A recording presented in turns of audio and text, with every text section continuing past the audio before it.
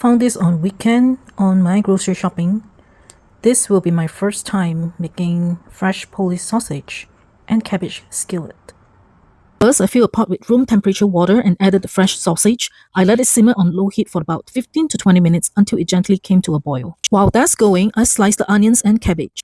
I cut 6 small yellow potatoes into bite-sized pieces, seasoned them with salt, pepper, and paprika, and added a drizzle of olive oil. Then, into the air fryer roast function they go, about 10 minutes each round, so roughly 20 minutes total, until they are nice and golden.